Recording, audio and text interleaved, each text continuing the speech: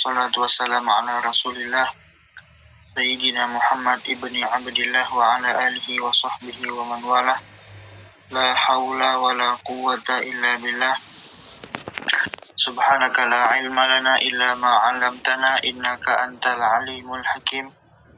Rabbi shrah li sadri wa yassir li amri wahlul 'uqdatam min lisani yafqahu qawli bijahin nabi wa alihi. Nawaitu ta'alluma wa ta'lim wa tadhakkura wa tadhkir wa naf'a wal intifa' wal ifadah wal istifadah wal hasa ala tamasuki bi kitabillah wa sunnati rasulih wa du'a ilal huda wa dalalata alal khair ibtigha'a mardatillah wa qurbihi wa thawabihi subhanahu wa ta'ala.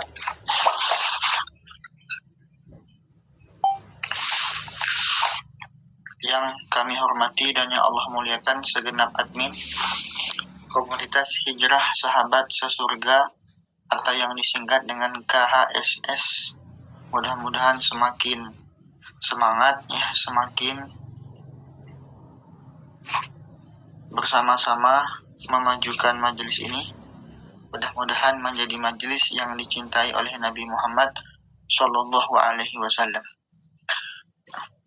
Pertama, hendaknya kita selalu bersyukur kepada Allah. Alhamdulillah kita kembali bertemu meskipun hanya lewat media seperti ini. Mudah-mudahan kita semua mendapatkan pahala seperti pahala offline, seperti pahala majelis ilmu pada umumnya, karena niat kita yaitu niat untuk mencari ilmu. Nawaitu ta'alluma wa ta'lim. Ini doa yang sering dibaca oleh Al-Habib Abdullah bin Alawi Al-Haddad, seorang waliul kutub yang dikenal dengan Qutbul Irsyad wa Ghawthul Ibad wal Bilad. Naam. Salawat dan salam tidak lupa hendaknya selalu kita sampaikan dan kita hadiahkan kepada Nabi kita Muhammad Sallallahu Alaihi Wasallam, yang mana syafaatnya lah yang kita harapkan. Karena itu hendaknya kita memperbanyak membaca salawat, terutama di malam Jumat, di hari Jumat. Insya Allah berkah banyak salawat kita akan mendapatkan syafaat pada hari kiamat. Amin ya rabbal alamin.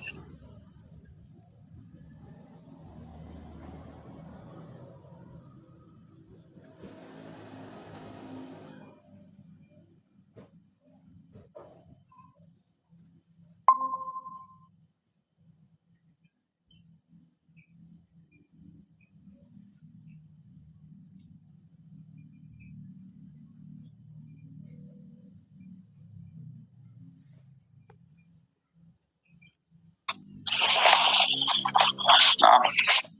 Waqala musannifu rahimahullahu ta'ala wa nafa'ana bihi wa bi'ulumihi fid dharaini amin.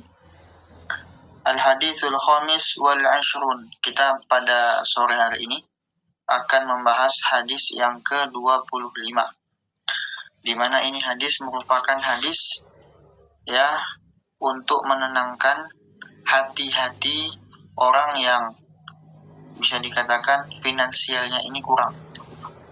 Tapi tidak menutup kemungkinan ya bahwasanya Allah Subhanahu wa taala tetap akan membalas sesuai dengan usaha kita. An Abi Dzar radhiyallahu anhu, dari sahabat Abi Dzar. Mungkin kita sudah pernah memaparkan biografi beliau. Beliau meriwayatkan anna nasan, bahwasanya sekelompok orang. Nasan ini dalam nuskhah yang saya baca, sedangkan dalam nuskhah yang lain unasan, ya artinya sama. Min ashabin Nabi sallallahu alaihi wasallam, dari sahabat-sahabat Nabi sallallahu alaihi wasallam. Kalau di dalam riwayat Imam Bukhari yang kita baca ini kan riwayat Imam Muslim. Kalau di dalam riwayat Imam Bukhari disebutkan annahum min fuqara'il muhajirin. Jadi sekelompok sahabat ini adalah sahabat muhajirin yang mana status mereka itu adalah fuqara, ya, fuqara. Jadi dari Mekah ke Madinah memang mereka ini dikenal dengan fuqara'nya muhajirin. Qalu, mereka berkata kepada Nabi ya sallallahu alaihi wasallam, ya Rasulullah, wahai Rasulullah, dhahaba ahlud dusur bil ujur. Wahai Rasulullah, orang-orang kaya itu, orang-orang yang punya harta banyak, ya mereka itu sudah, ya zahaba ini diartikan aisaro wa modo. Mereka ini sudah melampaui kami, begitu, melampaui kami dari segi pahala. Kenapa? Ya, yusalluna kama nusolli. Mereka itu sholat, kami juga sholat, begitu. Wa yasumuna kama nasumu. Mereka puasa, kami juga puasa, ya Rasul. Wa yatasaddaquna bi fuduli amwalihim. Nah, ini yang keunggulan orang kaya. Dan mereka bersedekah dengan kelebihan harta yang mereka miliki. Sedangkan kami tidak punya harta, begitu maksud sahabat-sahabat Nabi. Artinya di sini sahabat Nabi bukan protes, bukan.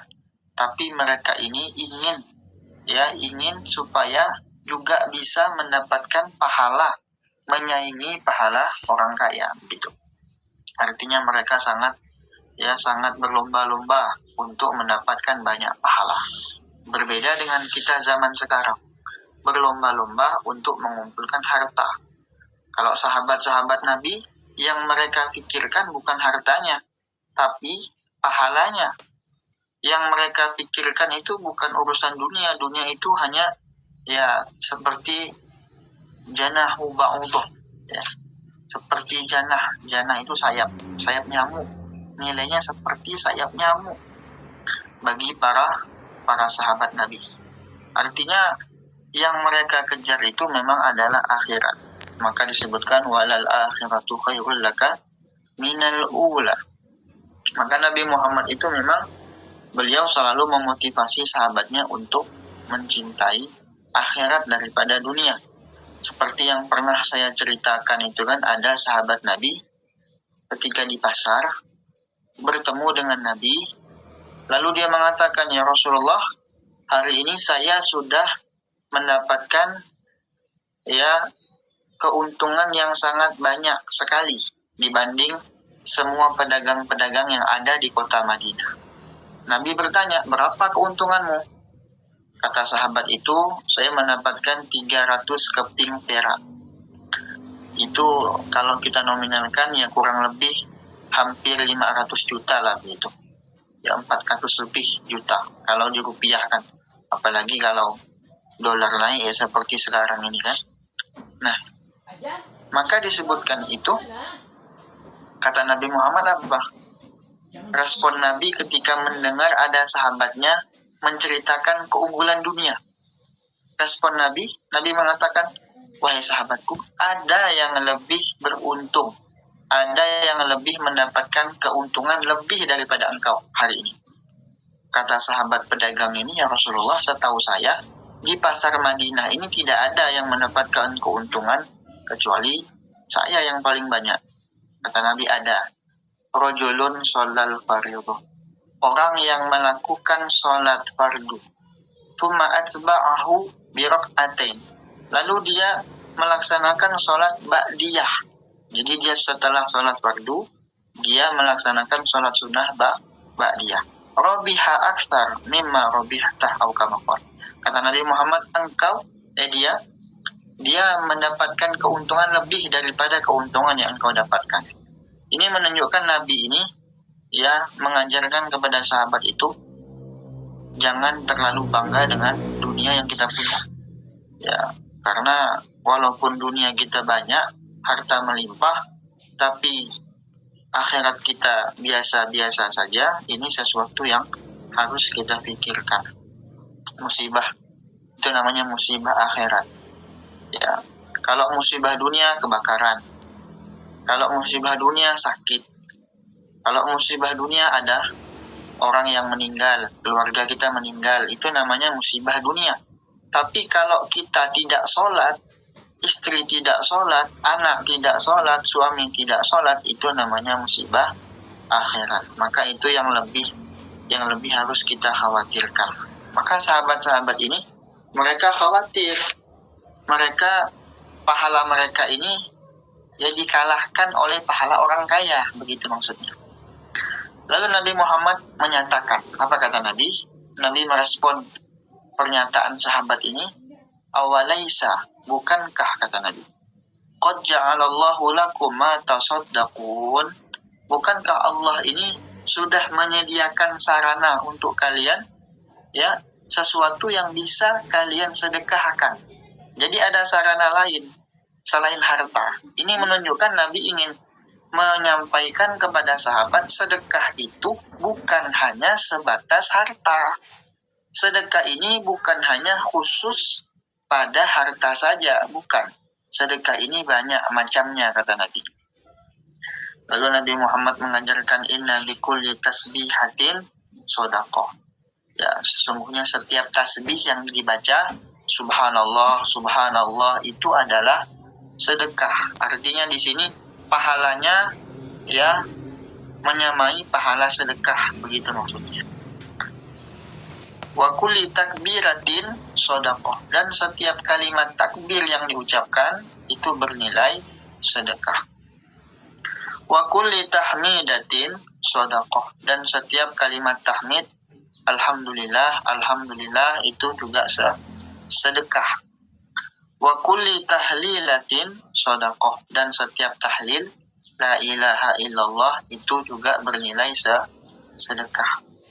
Wa amrun bil ma'ruf shadaqah, mengajak pada kebaikan itu sedekah.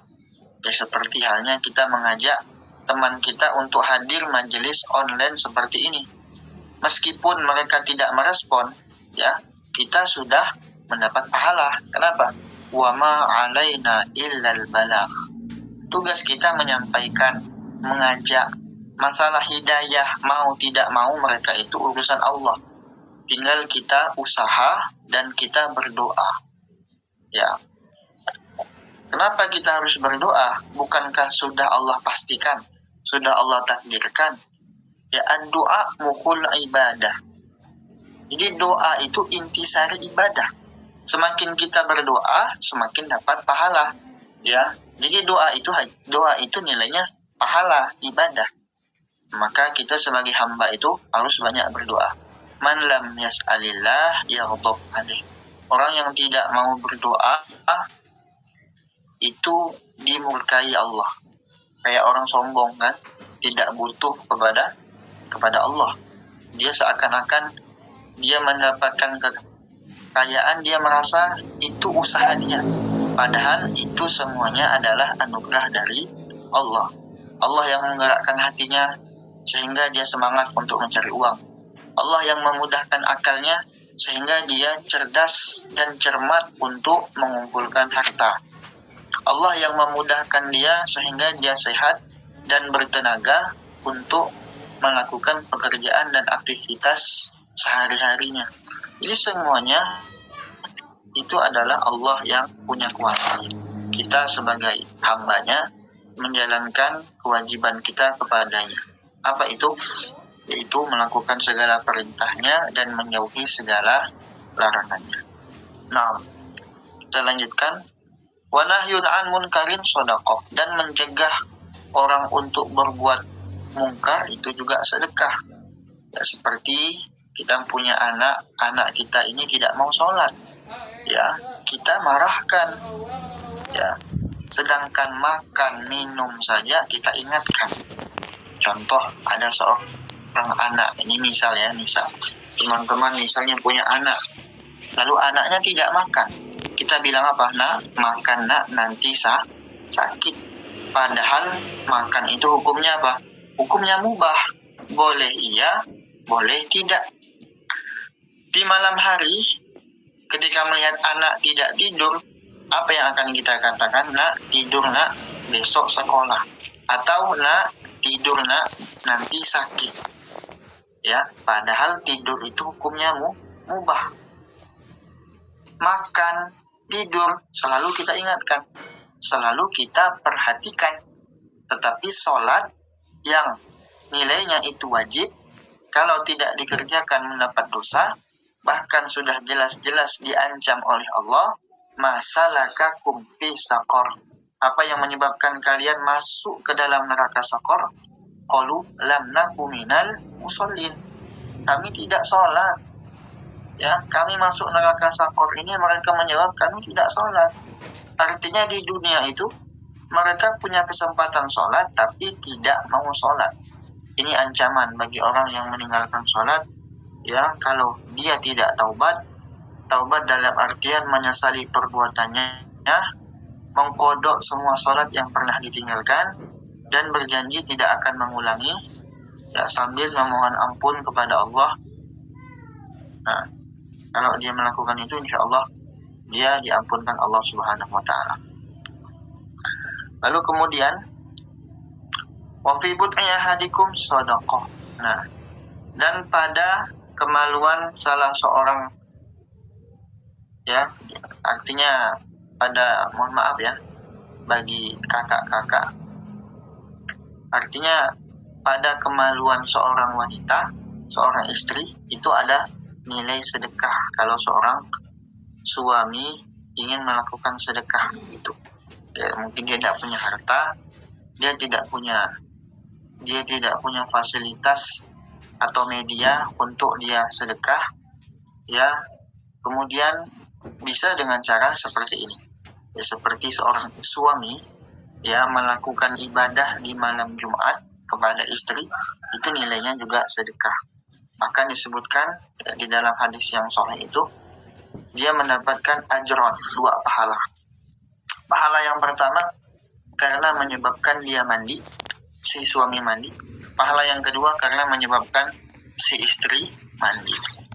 Akan disebutkan oleh Imam Ibnu Musayyib Al-Musayyib, beliau menyebutkan bahwasanya, ya, setiap amal kebaikan yang dilakukan fi yaumil jum'ah, pada hari Jumat, itu disebutkan akan dilipat gandakan bi asyratin,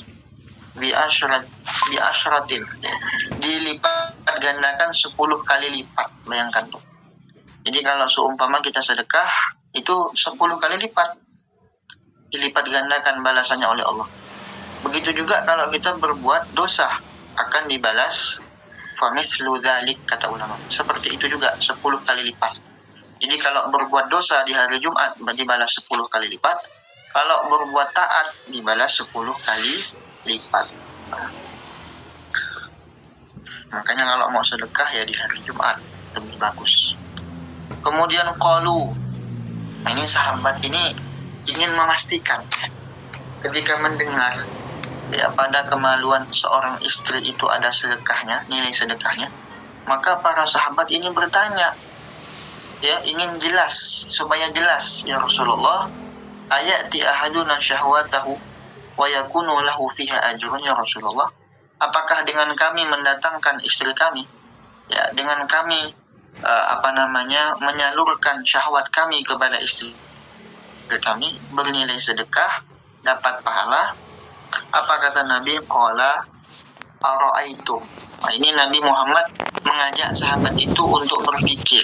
Artinya Nabi ini berdakwah, bukan hanya berdakwah dengan ucapan, tapi juga ucapan yang membuat orang tersebut berpikir dengan ucapan tersebut, supaya bisa menggambarkan dan mudah dipahami oleh orang yang bertanya ini. Ara'aitum, kata Nabi Muhammad, ya, bagaimana kalau kalian melihat, ya, law wada'aha fi haram, andaikan kalian, ya, meletakkan kemaluan kalian itu pada tempat yang haram, akana alaihi wizrun, bukankah itu nilainya dosa, kata Nabi? Ya, seperti seorang laki-laki, seorang suami, ya, dia bermalam dengan pelakor. Kita katakan sekarang namanya pelakor, perempuan jadi-jadian, ya, perempuan jadi-jadian yang merusak rumah tangga seseorang, pelakor. Maka dosa pastinya. Tapi kalau kita yang tidak melihat langsung, jangan kita Jangan kita langsung vonis berzina, bukan, jangan. Karena kita tidak melihat, ya, tidak melihat dua alat vital itu bertemu. Karena syaratnya ini harus 4 saksi.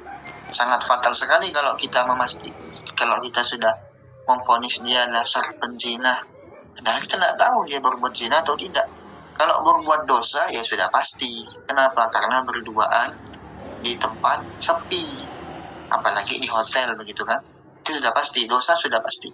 Tapi kalau zina itu wallahu a'lam, kita tidak tahu. Bahkan melihat lewat video juga kita belum bisa memastikan. Ya, mungkin itu editan, ya kan, sekarang udah zaman AI,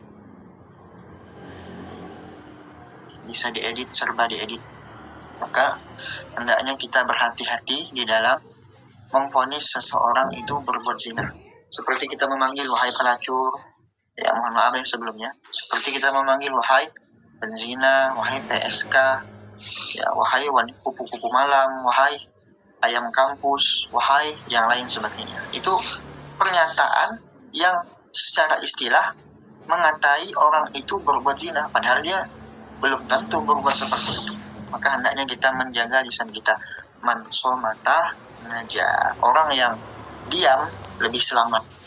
Artinya selamat dalam artian dia tidak mendapat dosa dari yang diucapkan. Lebih baik kita diam. Kalau tidak tahu ya kita diam. Kalau kita tahu ya silakan ucapkan. Kalau itu ada nilai positifnya sampaikan. Kalau ada nilai negatifnya jangan kita sampaikan. Lalu kemudian Nabi juga menggambarkan fakadzalika, ya begitu juga kata Nabi, idza wada'aha fil halal, kalau engkau meletakkannya di tempat yang halal, kana lahu ajrun, maka itu bernilai pahala. Ya, ini mungkin ada laki-laki, tidak ada kayaknya. Perempuan semua, mohon maaf ya sebelumnya bagi para akhwat. Nah, jadi memang ya laki-laki itu, ini sebagai pembelajaran saya, jadi laki-laki itu memang ya dia lebih kepada pemikiran. Nah, pemikiran. Kalau perempuan kan perasaan, makanya laki-laki.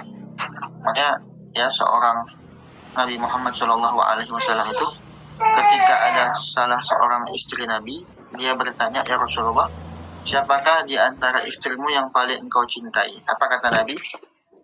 Yang malam ini dapat hadiah dari saya, kata Nabi. Nabi Muhammad seorang suami yang cerdas, seorang suami yang adil. Apa yang dilakukan Nabi? Nabi beri cincin kepada semua istrinya. Nah, jadi istri yang mendapat cincin itu kan semuanya dapatkan. Karena dia mendapat cincin, akhirnya dia merasa, kalau bahasa sekarang, baperan. Dia merasa dia yang paling cintai Nabi, sehingga dia tidak mau mengungkapkan dia mendapatkan cincin kepada istri yang lain. Nah, ini di antara kehebatannya Nabi Shallallahu Alaihi Wasallam. Jadi Nabi berlaku adil, bahkan berlaku adil ketika bermalam, ya istrinya banyak, tapi bukan karena nafsu. Ya, Nabi wa ma yantiqu 'anil hawa in huwa illa wahyu yuha. Jadi yang diucapi itu bernilai wahyu, karena Allah Subhanahu wa taala yang menghendaki Nabi Muhammad mengucapkannya. Jadi semua yang Nabi ucapkan, dilakukan, yang Nabi perbuat itu semuanya merupakan wahyu dari Allah Subhanahu wa taala, tidak meleset dari wahyu itu. Apalagi seperti ini menjadi pelajaran buat kita, ya, bahwasanya kita yang pertama ya teman-teman, yang pertama kita harus semangat, ya, kita harus semangat untuk berlomba-lomba berbuat kebaikan. Seperti sahabat ini, mereka tidak mau kalah dengan sahabat yang kaya. Juga kita begitu, kita jangan mau kalah dengan teman-teman kita yang pintar. Jangan mau kalah dengan anak-anaknya orang kaya, anak pejabat, ya, anak konglomerat. Jangan. Mereka makan, kita makan. Mereka belajar, kita juga belajar. Tapi ya ingat, orientasi kita, ya apalagi komunitas sahabat hijrah ini, ya orientasi kita, tujuan kita akhirat. Jadi kita harus lebih unggul dalam akhirat. Memang ada teman kita yang pintar, tapi belum tentu dia bangun tahajud. Memang ada teman kita yang cerdas, yang intinya sangat lebih, hartanya banyak, tapi belum tentu akhlaknya baik. Kata guru saya Al-Habib Segaf bin Hasan Baharud, perempuan cantik itu bagus, tapi kadang-kadang ada kurangnya. Apa kurangnya? Akhlaknya kurang baik. Kadang-kadang seperti itu. Jadi artinya kalau kita minder dengan melihat teman kita ini lebih putih, lebih mulus, atau lebih karena banyak perawatan ya. Orang kaya kan banyak perawatan. Kita minder, jangan mau kalah. Ini urusan dunia, jangan kita merasa kalah, jangan. Walal akhiratu khairul laka minal ula. Tujuan kita akhirat. Jadi kita harus lebih unggul dari segi akhirat. Kalau kita mengejar akhirat, akhirat itu akan membuat dunia bertekuk lutut di bawah kaki kita. Seakan-akan dunia itu menghamba kepada kita. Tapi kalau kita sudah bertekuk lutut dengan dunia, dari pagi sampai malam pikirannya dunia terus. Bagaimana supaya besok makannya enak, bagaimana supaya besok gajinya banyak, bagaimana besok supaya begini, itu tulul amal namanya. Hari ini saja kita masih tidak semangat, masa besok mau dipikirkan? Besok urusan besok, hari ini yang harus kita pikirkan. Belum tentu besok kita ada di hari itu, tapi yang jelas hari ini kita sudah ada di hari ini. Maka berusahalah semaksimal mungkin untuk berbuat taat, berbuat baik di hari ini. Masalah besok, silahkan dirancang, tapi ingat, bahwasanya kita harus merancangnya dengan kebaikan. Kan pernah ada ceritanya, namanya terakhir ini sebelum kita tutup nih. Ada sahabat, ada seorang tabi'in, beliau namanya Imam Malik ini, beliau pernah suatu ketika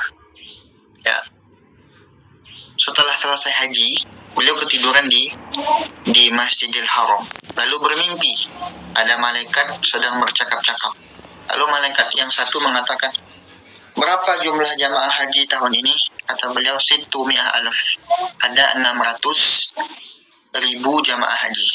Kemudian malaikat yang satu bertanya, berapa haji yang diterima hajinya tahun ini? Kata malaikat itu, tidak ada satupun yang diterima hajinya. Tapi ada orang yang tidak berangkat haji, tapi pahala hajinya diterima. Bayangkan, dia tidak berangkat haji, tapi pahala hajinya diterima.